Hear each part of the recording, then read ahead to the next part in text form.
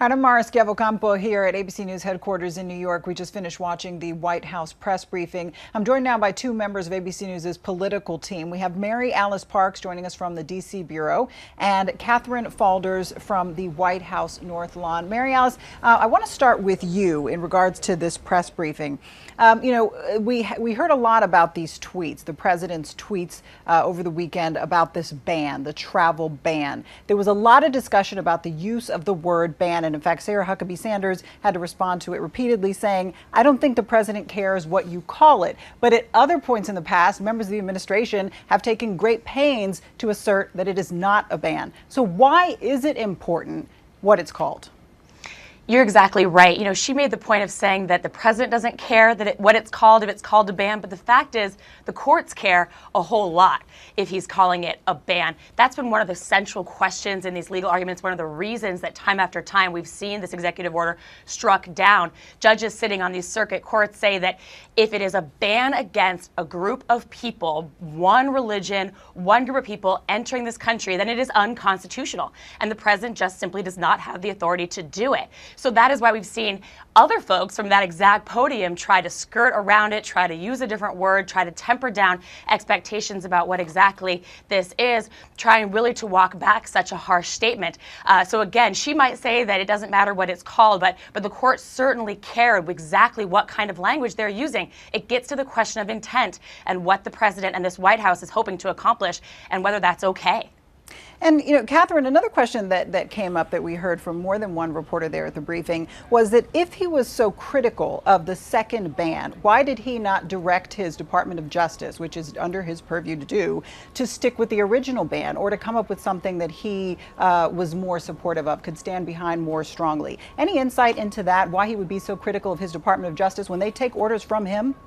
Oh, right, exactly. I think that's the big question here. You saw him come out on Twitter this morning and attack his own Department of Justice, saying that he doesn't like this watered down version. He wants to expedite this case in the Supreme Court, and then he wants to move back to his other version. He made this argument months ago, too, calling it a watered down version of the travel ban. So it's clear here which ban the president likes. He doesn't like the second one that he signed, by the way. A point that's being made on Twitter is that he's being critical of it, but he proposed and signed this new executive order after the first one was blocked. This one was blocked as well. So it's really a question to the administration. How do you square the president's tweets with the defense that this wasn't a ban? Is he undermining his own legal case here? What does the Department of Justice say about these tweets, Mara? So that's right.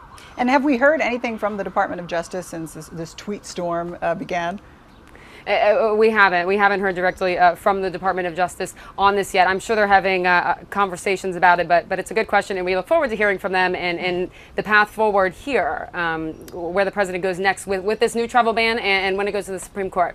There's a lot of discussion today and most days about the president's tweets. And within that, there are certain members of the administration who push back and say they're just tweets. It doesn't matter. It's not a matter of policy. However, these are statements that are coming directly from the president's mouth to the American people. So, Mary Alice, are these tweets effectively policy statements, or should we just disregard them as social media, as some in the administration have suggested?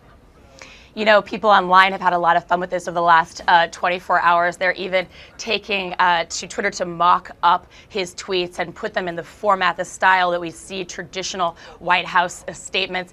And, you're exactly right. They come from the president. They come from a president sitting in the White House. So it's hard to call them anything but a formal presidential statement. And we've seen the White House sort of walk all over this line, sometimes exactly like you're saying, pushing back, saying this is just him tweeting, take him at his actions, not at his words.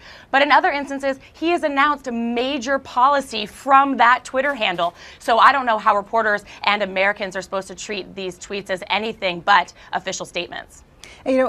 Speaking of the tweets, hopefully this will be the last question about tweets because there were some other issues that came up. But our John Carl asked why Trump was picking a fight. These are John Carl's words, quote, picking a fight with the London mayor over Twitter, being critical of his response to this terrorist attack. Catherine, I have to ask, what is the political calculation here in criticizing the mayor of London so soon after a fatal attack on his city? Well, it doesn't seem really like a smart political calculation here. I mean, as we were talking about the travel ban, he used this criticism of the London mayor to renew his call for the travel ban. And it turns out he was taking it widely out of context. The mayor of London was telling people not to be alarmed, to see this armed police presence. He came out and denounced the terrorist attacks, and President Trump just took to Twitter to slam him essentially and renew his call for the travel ban. So the political calculus here, at least coming from the White House, seems a little bit off, and he's getting a lot of flack for it. And Catherine, you know, this is not their first dust up on social media. A little over a year ago, Mayor Khan, who is the mayor of London, criticized Trump and accused him of being, quote, ignorant of Muslims, having an ignorant view of Muslims. Is this just, you know, Trump's most recent tweet just a reflection of a grudge that's been held for over a year? You know, it's a good question because it could be. We've seen a lot of tweets from the president that are a result of grudges. As you note, the mayor of London has been critical of his travel ban, even saying that the president shouldn't come over for a state visit until he negates this travel ban. So it quite possibly could be. And now he hasn't directly said that, but for him to come out on Twitter and attack the mayor of London during a time like this, specifically as it relates to the travel ban, it could be a safe assumption. Now, moving on to some other news that came out of this briefing, Sarah Huckabee Sanders, who was filling in for Sean Spicer, and I definitely want to get to her filling in a second because that itself became a point of news. She said that the president is not going to assert executive privilege when it comes to Comey testifying. He's expected to testify in front of the Senate Intelligence Committee on Thursday. Mary Alice, tell us what we can expect then to hear from Comey. Well, we're not sure what Comey's going to say, but we know some of what lawmakers want to ask. There is a long list of questions. It is gearing up to be a real blockbuster hearing. You know, lawmakers want to know whether or not Donald Trump, as has been reported, actually asked Comey for some sort of verbal loyalty pledge. They want to know whether Comey believes that Donald Trump in some way tried to obstruct his investigation, whether he asked him when he was serving as FBI director to slow or in any way stop or change his investigation, if he thought that was improper. If he did, why didn't he tell other members of DOJ? Did he tell other members of DOJ? So we're just, you know, there are many, many questions that lawmakers are chomping at the bit. This is the first time that Comey will be there testifying as a private citizen, no longer in that role. And, you know, it's important to remember that just the day before, there will be another huge hearing. We're really kicking off this week, you know, with McCabe, the acting FBI director, with Rosenstein, the acting deputy attorney general, a number of these really high-profile lawmakers, law enforcement officials talking to lawmakers on Capitol Hill this week. Really, all eyes turned to the Hill. All right, the press briefing that we just saw, it started with, you know, this is Infrastructure Week, and it started with a conversation about some of the initiatives that were announced today. So let's touch base on those quickly. Catherine, I'm going to start with you with the privatization of the air traffic control system. Tell me about these initiatives. Yes, so this is Infrastructure Week here at the White House. You saw today that was a very scripted on-message event here in the East Room at the White House. This is privatizing air traffic control. The president argues, this administration argues, that it will enhance safety and reduce wait times. He said today we're proposing to take American air travel into the future finally. Now, they've labeled this as Infrastructure Week. He's giving speeches on this, holding events throughout the week here, really to shift the narrative away from the Comey testimony on Thursday. So today in the East Room, he was surrounded by lawmakers. Now, the point here is that he signed a letter, and that the letter still needs to go through Congress and be approved here. So this is really the beginning stages of this infrastructure plan of privatizing air traffic control, which he says will reduce the wait times for customers, Mara. Well, you talk about shifting the focus away from Comey, but his team couldn't have been happy that he, during Infrastructure Week, that he kicks it off with this series of tweets. I mean, it seems as though there are all of these distractions and they keep trying to steer the ship back on message. Right, and that should be noted that they are trying to steer the ship back on message. Now, while the administration is naming this Infrastructure Week, the president isn't tweeting about it. In fact, I don't think that he's tweeted about infrastructure or teased Infrastructure Week once in his tweets. So there is some frustration, difference in messaging coming from the president's Twitter account, what he wants to focus on, the travel ban, Comey, the mayor of London, terrorist attacks, versus what the administration is trying to do and get them back on track as it relates to infrastructure and policy. And Mary Alice, when we talk about the different messaging, this is something that we have seen over and over and over again with this administration, that he'll send his team out to say one thing and then he'll tweet or in an interview say something completely different. How big of a problem is this for them?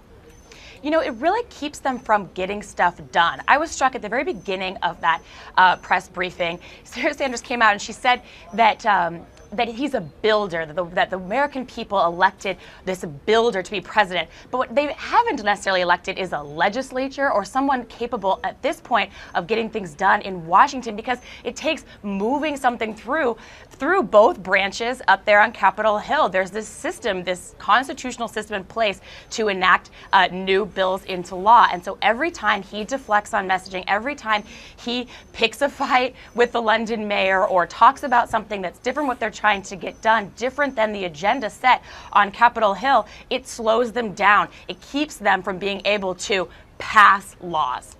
And Catherine, the other initiative that was announced today was electronic health records for veterans, so modernizing that system. Tell me about this. Oh, right. So we actually didn't know that the VA secretary was going to be in the briefing room talking about that initiative. So this is something that the administration has talked about for a little while, and something that was started under the Obama administration. Now, what this does is it kind of streamlines the medical records. So the ones that are at the VA and the ones that are at the Pentagon, it creates more of a seamless system to make them electronic and kind of meld them together. So that's what the VA secretary was announcing here today, to make all these medical records electronic and really expedite the process and make it more streamlined, Mara. And as I mentioned earlier, we saw Sarah Huckabee Sanders this afternoon, not Sean Spicer, and she was asked about that, and she said that he had been upgraded, that Spicer had been upgraded, that he had other duties that he was tending to, and that he was just filling in for the day. Mary Alice, anything notable about the fact that he was not delivering the press briefing today? Well, you know, this gets to that question that we were just talking about distractions, things that keep this White House from passing bills, from getting things done, from staying on message. You know, not only his Twitter account, but also this White House shakeup, constant infighting, staff changes, talk of staff changes.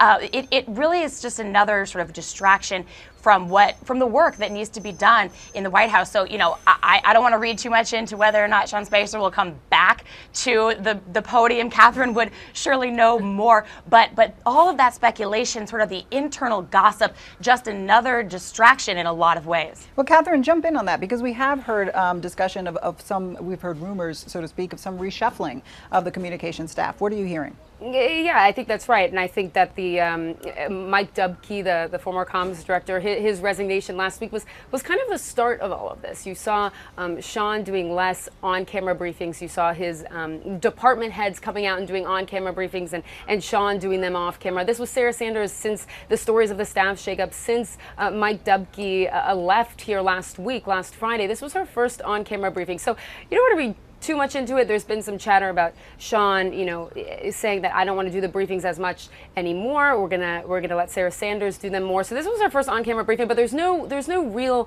signal from the White House that this will become a more permanent thing. And as you know, the president himself has said, I want to do press conferences every 2 weeks. I want to do this myself. So who knows? We may be seeing the president instead of anybody on camera. Well, that would certainly be must-see TV. Catherine. Certainly would be. Catherine, Mary Alice, thank you both so much for your time this afternoon. I'm Mara Schiavocampo at ABC News headquarters in New York. Of course, we always have much more on politics and world events on abcnews.com. Please tune in, and we'll see you tonight on World News Tonight.